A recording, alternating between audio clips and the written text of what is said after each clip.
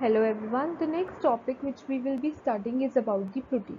So what are proteins and why is it there? What is their function in our body? So proteins, they are made up of many building blocks which are known as amino acids. And our body needs dietary proteins to supply amino acids for the growth and the maintenance of our cells and the tissues. So our dietary protein requirements changes throughout our life. For example, if we take an example of the European Food Safety Authority, they recommend that adults should consume about at least 0.83 grams of protein per body weight per day. And plant and animal based proteins, they vary in their quality and the digestibility. But this is not usually a concern for most of the people. If the total protein meets their need, then they consume from a variety of sources that benefit both their health as well as the planet. So this is what the proteins is. Now let's start with the first slide, that they are the building blocks of the life because they are most abundant molecules that are present in the body, and they form about 60% of the dry weight of the cells. They are most common cells and they are found in the all living organisms. Apart from cells, most of the enzymes, regulatory and structural parts of the body, they are made up of proteins. They are essential, as I have told you, that they are essential for the growth and development of an individual. And what are the examples here? The examples can be egg, pulses, milk and other milk products that form the major high protein foods for the body. So proteins, they are made up of different amino acids that are linked together. They are 21 different types of amino acids which are commonly found in the plants as well as the animals. So this is what the proteins are.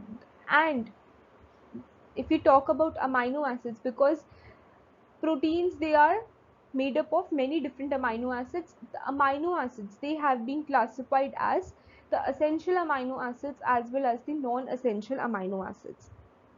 Now if we talk about essential amino acids, they are, examples here are histidine, isoleucine, leucine, lysine, methionine, threonine, tryptophan and valine. And whereas if we talk about the non-essential amino acids, they are alanine, there are arginine, there is asparagine, aspartate, cysteine, glutamate, glutamine. These are some of the non-essential amino acids. Now there are almost 21 amino acids which are known to us. So next is, what are the structures of the protein? So proteins have four structures. So they are primary structure, secondary structure, tertiary structure and quaternary structure. So these are the four structures of the protein. Now what are these? First we will be talking about is the primary structure. So the primary structure is the simplest level of protein structure, which is called as primary structure, and it is simply the sequence of amino acid in a polysaccharide chain. So this is what the primary structure is. Next we will talk about is the secondary structure. So secondary structure is the next level of protein structure, and it refers to the local folded structures that form within a polypeptide due to the interaction between the atoms of the backbone. So the most common type of secondary structures, they are the alpha helix and the beta pleated sheets. Both these structures, they are held in shape by the hydrogen bonds. So this is the secondary structure.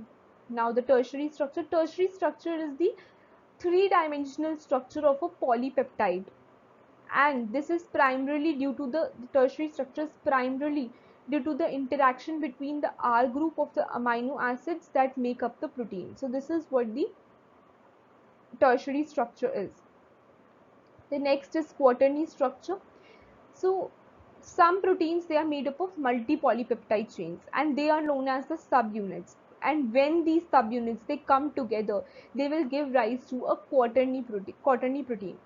So this is what a quaternary protein is. So hemoglobin, They carries oxygen in the blood, and it is made up of 4 subunits, two each of alpha helix type and the beta pleated sheath. So here it is the example of the quaternary structure. The next is, what are the functions of the proteins? So the functions of the protein are, they help in the digestion, they help in the movement, they help in the structure and support, helps in the cellular communication, and acts as a messenger also. So what do proteins do for our body? So our body, they are made up of thousands of different proteins, each with a specific function. So they make up a structural component of our cells and tissues, as well as the enzymes, hormones, and the active proteins that are secreted by the immune cells. So protein is considered very essential for the cell and tissue growth. When there is an adequate intake of protein, it is particularly important during periods of rapid growth or increased demand, such as childhood, adolescence, pregnancy, and breastfeeding. So this is all the functions of the protein. Moreover, proteins can be found in both the plants as well as in the animal based foods.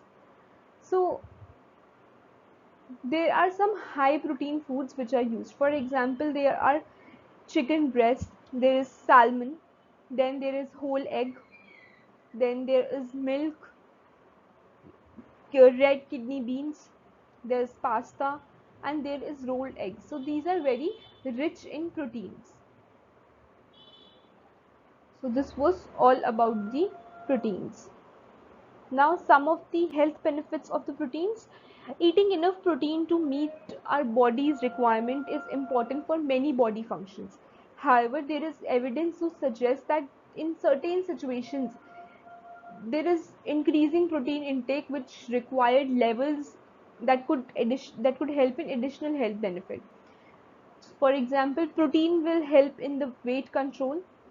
They will also help in the athletic performance. The athletes can improve their performance by taking the proteins. The proteins, they play a very important role in the repair and strengthening of the muscle tissue after the exercise. Although it is very critical for building muscles to maximize the benefit, but it should considered in the context of the whole diet, and it includes the right amount of carbohydrates, vitamins, and minerals. So if optimum amount of protein is taken, then it will also help to athletes to achieve the, it will also help the athletes to maintain a balanced diet, and they help achieve the protein intake. So this is what the proteins, how this protein functions. Now these are all the references. Thank